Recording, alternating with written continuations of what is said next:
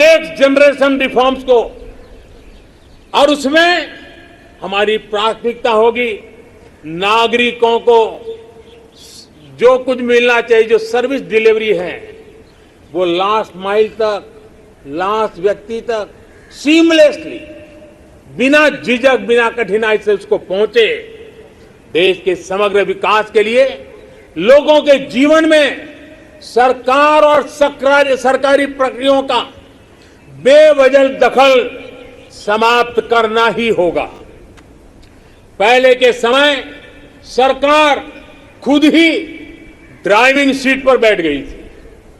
ये उस समय की शायद मांग रही होगी, लेकिन अब समय बदल चुका है।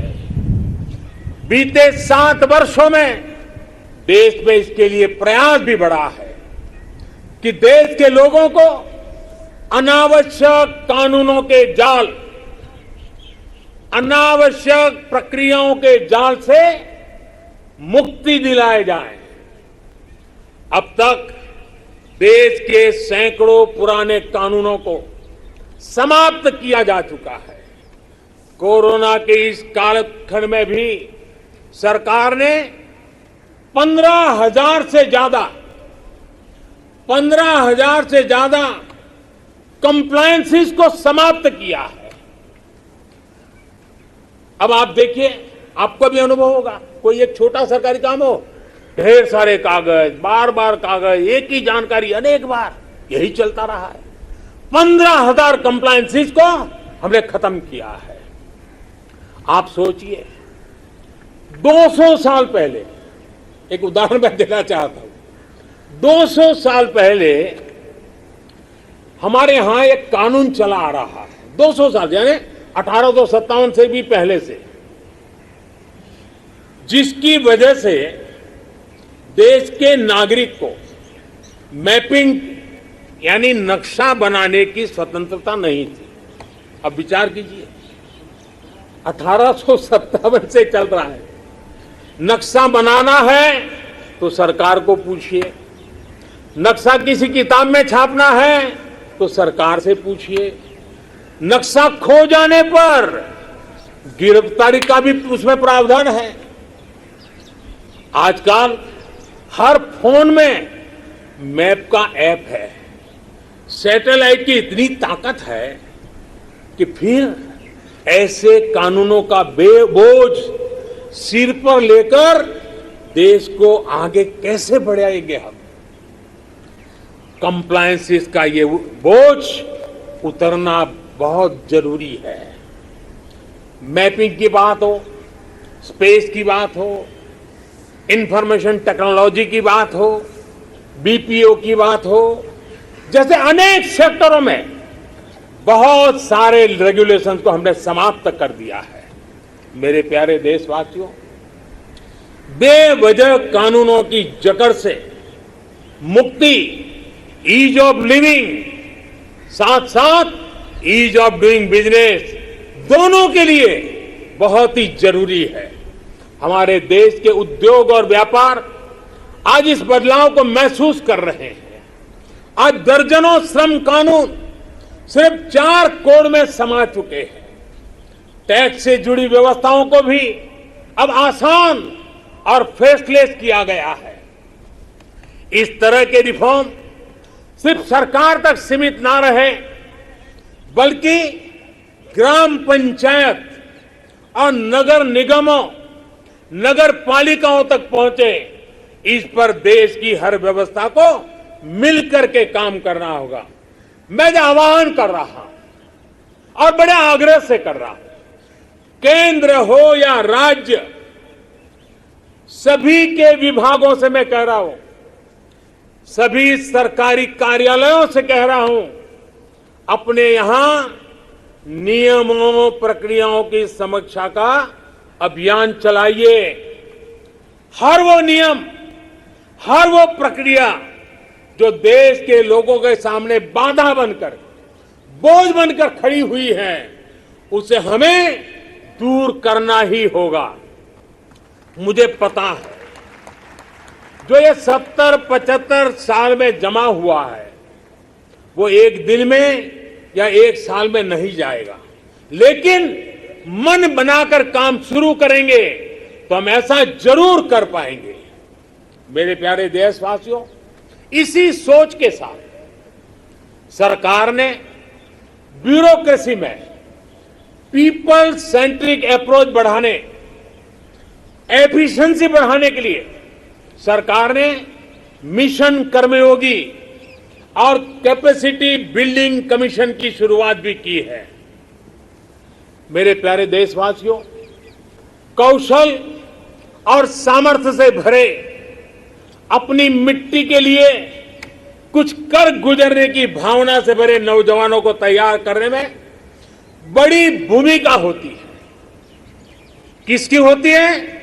बड़ी भूमिका होती है हमारी शिक्षा की, हमारी शिक्षा व्यवस्था की, हमारी शिक्षा परंपरा की। आज देश के पास 21वीं सदी की जरूरतों को पूरा करने वाली नई राष्ट्रीय शिक्षा नीति भी है।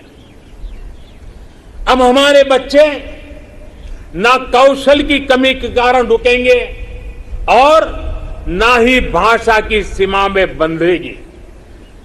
दुर्भाग्य से हमारे देश में भाषा को लेकर एक बड़ा विभाजन पैदा हो गया है। भाषा की वजह से हमने देश के बहुत बड़े टैलेंट को पिंजरे में बांध दिया है। मातृभाषा में होनहार लोग मिल सकते हैं। मातृभाषा में पढ़े हुए लोग आगे आएंगे तो उनका आत्मविश्वास और बढ़ेगा।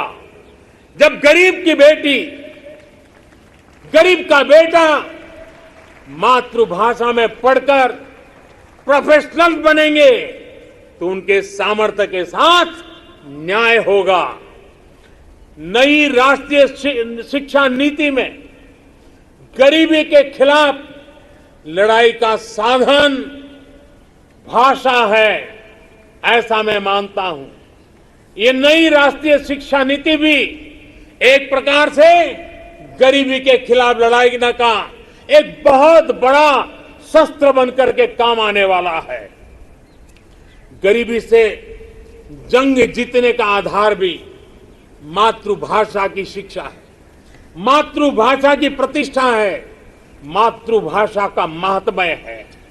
देश ने देखा है खेल के मैदान में, और हम अनुभव कर रहे हैं, खेल के मैदान में भाषा रुकावट नहीं बनी और उसका परिणाम देखा है कि युवा हमारे खिलने लगे हैं, खेल भी रहे हैं, खिल भी रहे हैं।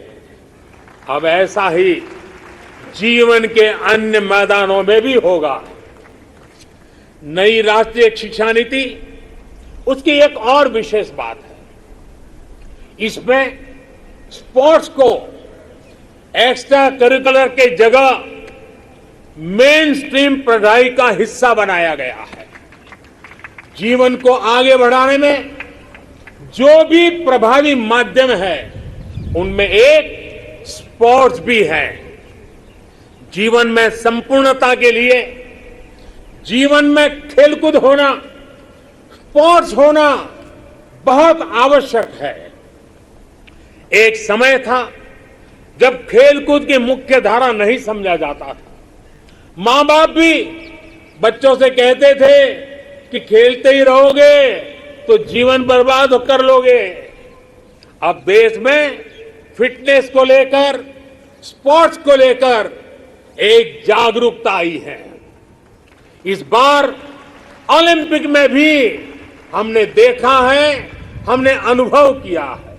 ये बदलाव हमारे देश के लिए एक बहुत बड़ा टर्निंग पॉइंट है। इसलिए आज देश में खेलों में टैलेंट, टेक्नोलॉजी और प्रोफेशनलिज्म लाने के जो अभियान चल रहा है, इस दशक में हमें उसे और तेज करना है और व्यापक करना है।